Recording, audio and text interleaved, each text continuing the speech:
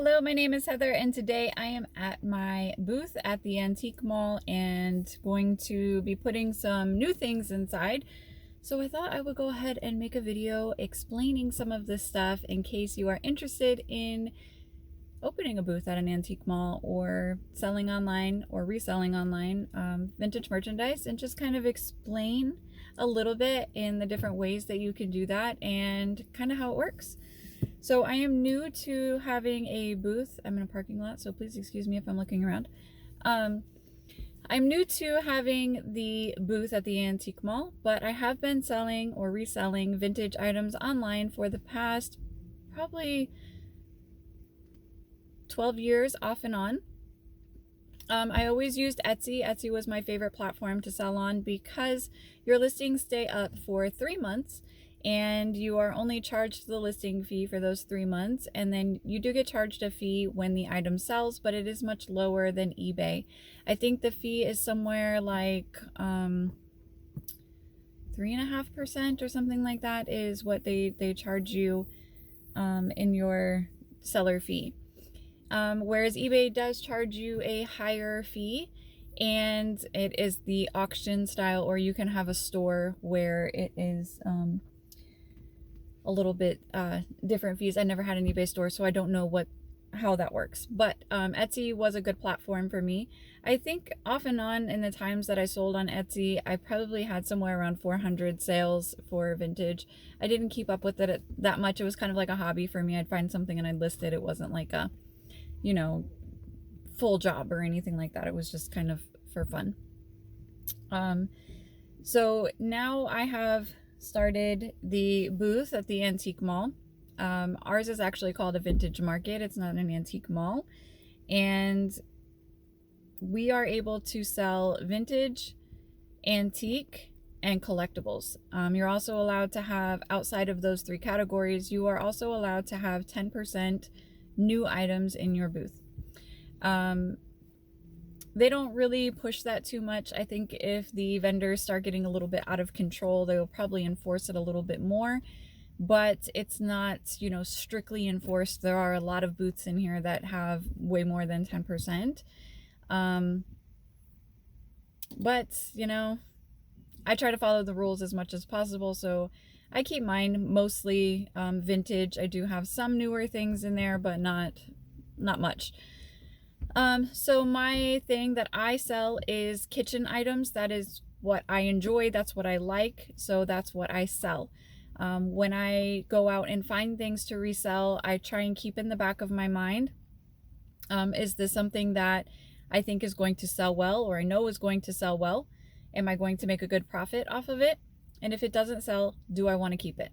Because when you're shopping at places like thrift stores, estate sales, anything like that, you can't really return it, right? And if you do, it's going to be really hard to keep track of what goes where. You're removing stickers.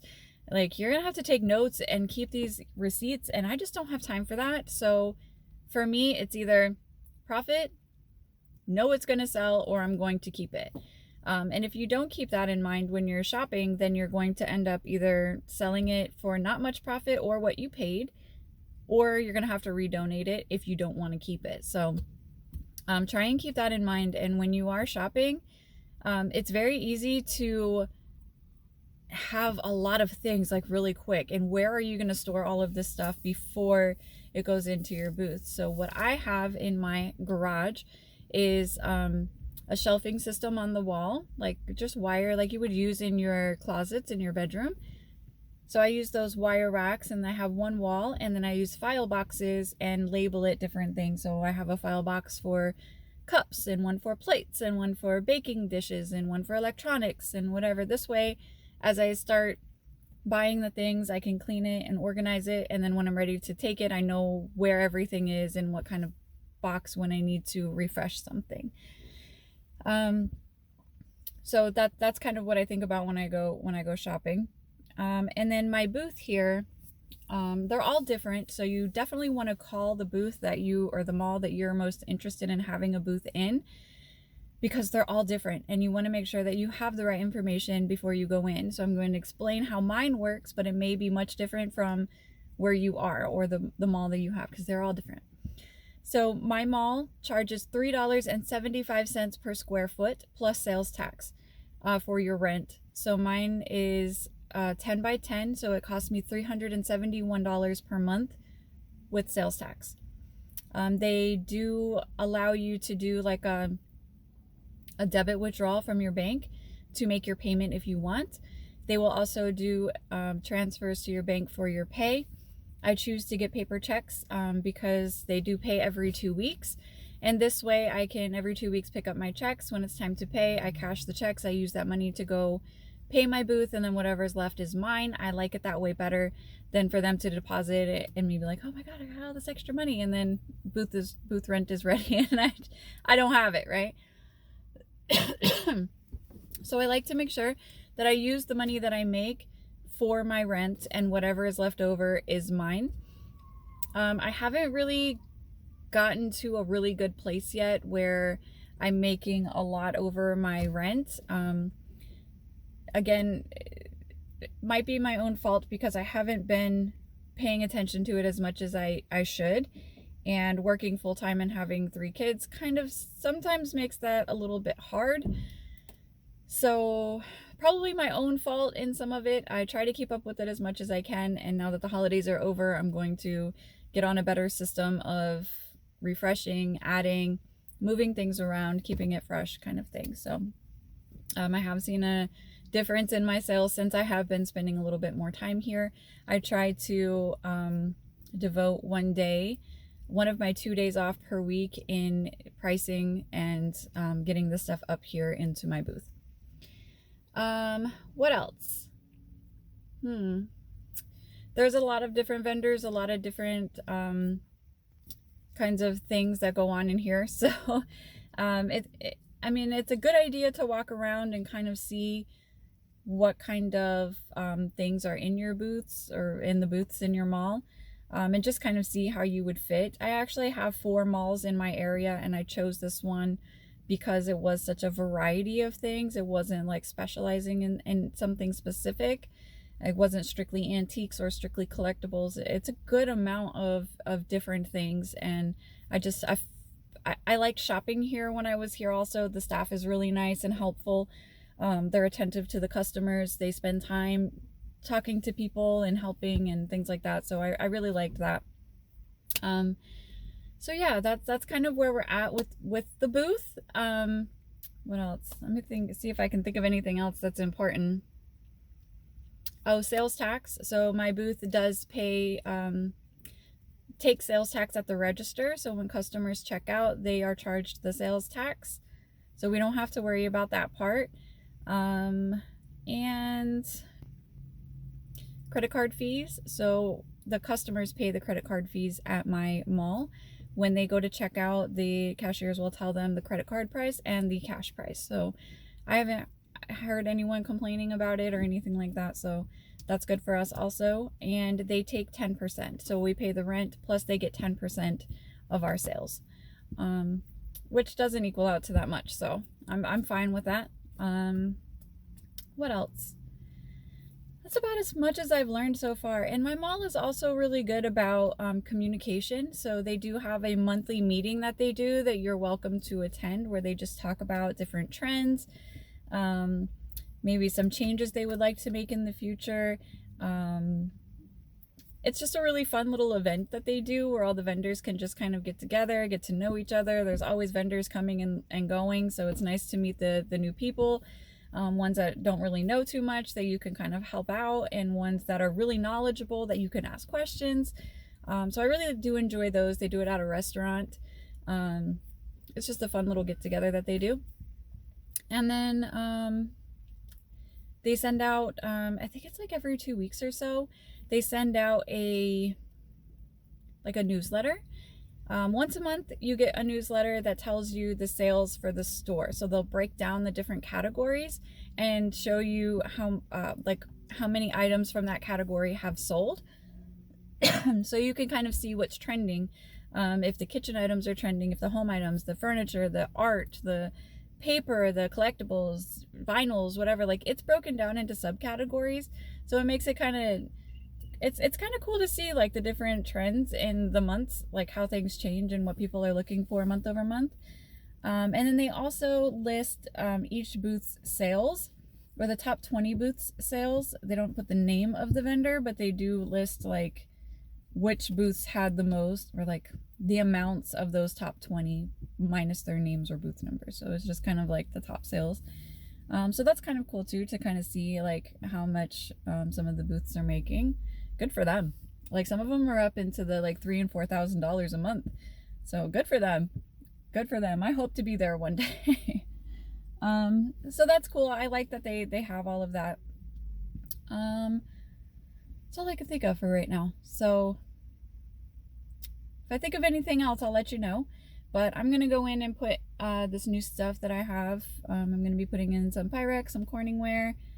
What else do I have? I have some brass items today. And some Pfaltzgraff. I hate Pfaltzgraff. So a long time ago, Pfaltzgraff was actually quite popular about 6 or 7 years ago. And now it's like, it's haunting me. Every time I go to a thrift store, it's there. There's so much Pfaltzgraff. And sometimes it tricks me, because it'll be like a pattern that I have never seen before.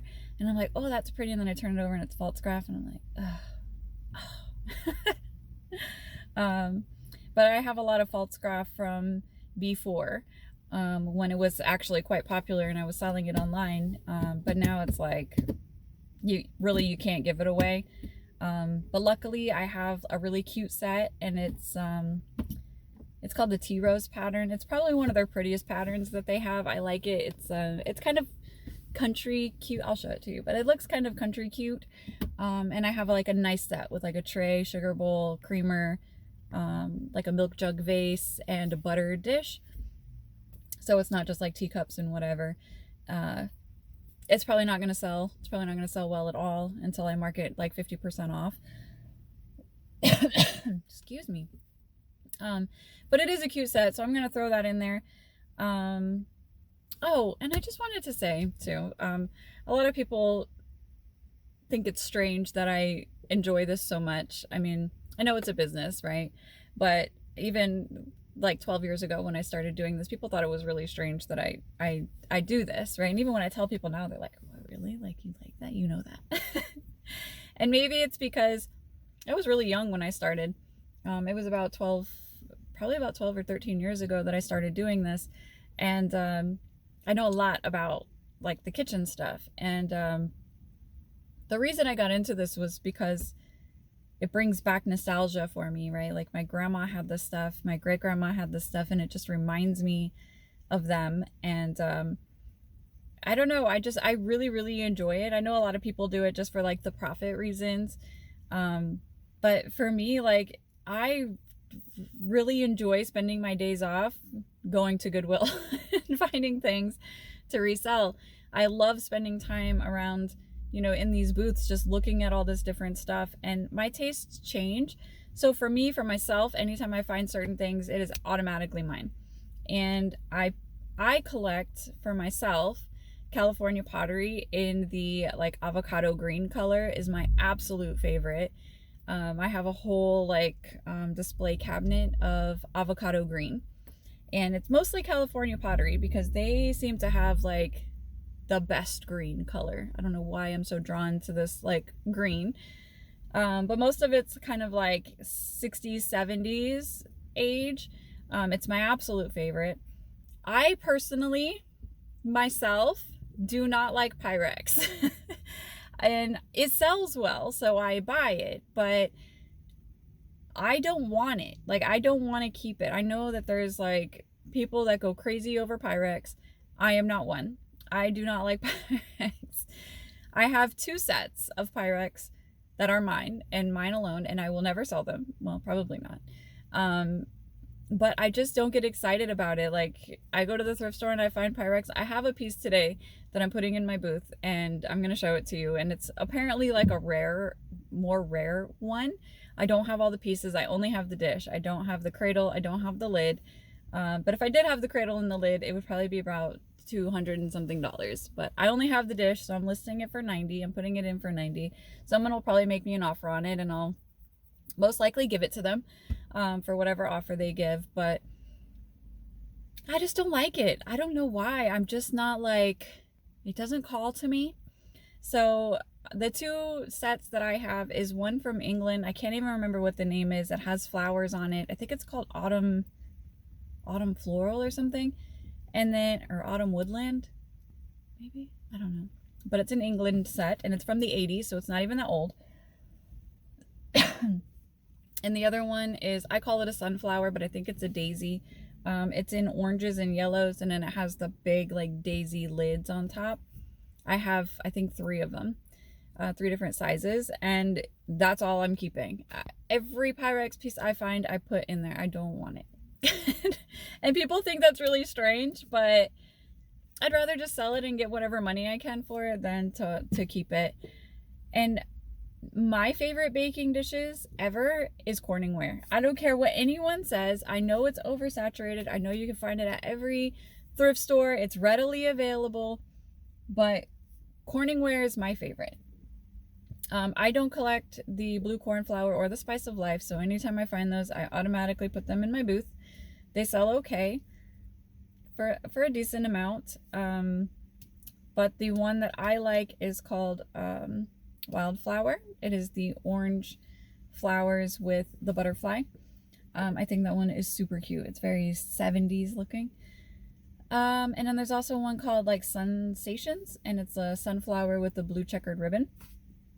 And the other thing that I really, really love, and people think is so corny and so weird, is the stuff with the geese on it.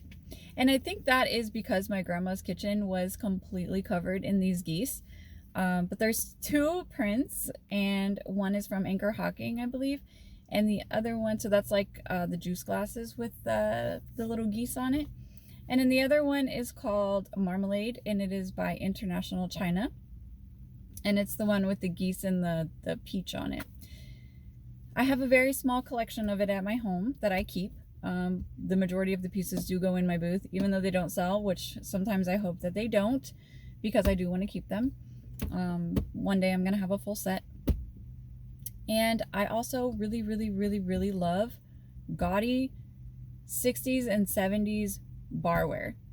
Culver barware is my absolute favorite. I had a set of cups and I put them in my booth, and I did not want to, so I priced them.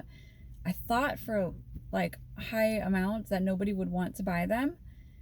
I priced each cup at $12 a piece. I had 3 different sizes of cups, and every single one of them was $12. And I did that because I did not want them to sell, because I wanted to keep them, but I couldn't justify keeping that many cups. So I did put them in my booth, and they sold.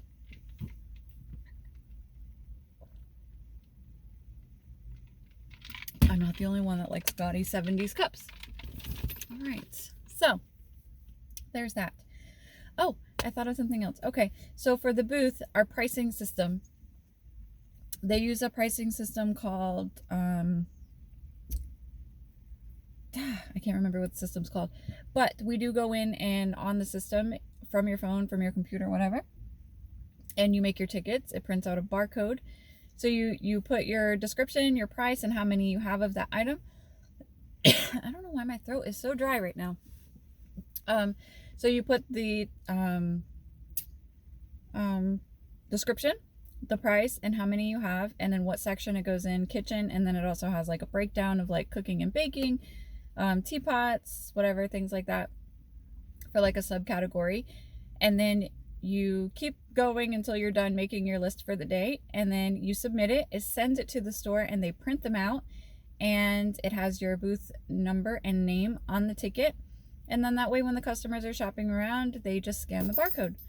And it makes it a lot easier for like switching tickets. I work in retail, so I understand all of the stuff about switching tickets. It helps with people not switching tickets. And also, if they do take the ticket off or the ticket gets lost, they can go to your booth in the system, and they can find the item. So I had something in my booth that was not actually for sale. It was a display. And when somebody brought it up, they went through the system and they tried to find it. And then they called me and they were like, hey, somebody wants to buy this. And I was like, hey, it's not for sale. And then you can also log into the system and you can check your sales in real time. So as soon as something sells, it immediately updates in the system. So you can see every day what you sell. You don't have to wait till pay time or at the end of the pay period to get like the list or tickets or whatever. And there's no handwriting. Like I love that. I love this system. So if that's something that you're interested in, also make sure you check with your mall and see what kind of pricing system they use, because that is so much better than any of the booths that I have gone to where they actually handwrite, take off the ticket. And as a picker, it's a real pain because they keep the ticket. So then you don't remember how much you paid for each individual item to make your profit, right? So I really, really, really, really like the system. Much better. All right, so I'm going to go in and I'm going to get my stuff put in my booth. I'm going to show you what it looks like right now, and then I'm going to show you again what it looks like when I'm done. It's probably not going to look much different, but you'll be able to see how I incorporated the items into my booth. I'm not completely happy with my booth setup. It was kind of a rush job, and I just had to get cheap bookshelves from Walmart. And then I have some nicer like furniture pieces that I'm using. But I really eventually want to get rid of those bookshelves and come up with something else as displays. But for right now, it's what I have, so that's what I'm using. And yeah, let's go in and look at it. All right, so this first one here is where I try to put all of my newer kitchen items that I bring in, the Pyrex, the coffee cups that I think are going to do a little bit better. This is down the main aisle, so this is kind of like my main kitchen display. These were made for me by my uncle out of pallets. This is a smaller version of the same thing. I do have a pole with a fire extinguisher, so this one's smaller so that the entrance is by the pole. This one I usually use to feature things like holidays. My Christmas display, my Halloween display was there, and then I just brought in all of this wood, mid-century modern looking, and then I have the cute Valentine's kind of pastel-y stuff up at the top, and a little more Pyrex down at the bottom. Once you walk inside, I have these bookcases lining the one wall, and this is kind of my odds and ends kind of things. Things I'm not too excited about that I don't want to feature on the front, or just random home decor things, because it's really not my forte is kitchen. So this is just kind of some random things on the first two to kind of draw people in, I guess. And then the next two are more kitchen. So we have some more tea kind of things with the Francescan, some planters across the top. And then the one is mostly Tupperware. Tupperware sells actually really well in my area. I have sold a pretty good amount. My first sale was actually Tupperware. So I do try and keep that stocked, and I do have a lot of that at home. This next one here, these two cabinets, I keep kind of the nicer stuff in. The smaller one has some of the like egg vases and some glass. And then the bigger cabinet is where I keep the more expensive tea sets, my crystal, any kind of pictures that I have. And that's where the barware also goes. And then the last little one down there is where my expensive things are. So I have a Murano bird. There's some Capodimonte, some Wedgwood, some expensive brass. That one I want to move more to the front so people can see it, because they're not going to notice that stuff over there in the corner unless they walk in. So I need to bring that one to the forefront. On the back of the main aisle, longer unit, I use to hang any of the artwork that I bring in. So I'm definitely going to be moving all of this around. I don't really like the setup. I really want to get rid of those black bookcases and find something else. They're also supposed to be running me an extension cord so that I can add some light, because I cannot turn my cabinets on at the moment. So everything just looks really dark inside, and then with the black doesn't help either. So I'm going to find someone that can come help me clear off some of these units and move things around, and then put things back up or get rid of the black ones completely. I don't know. But thank you for watching, and I hope you enjoyed.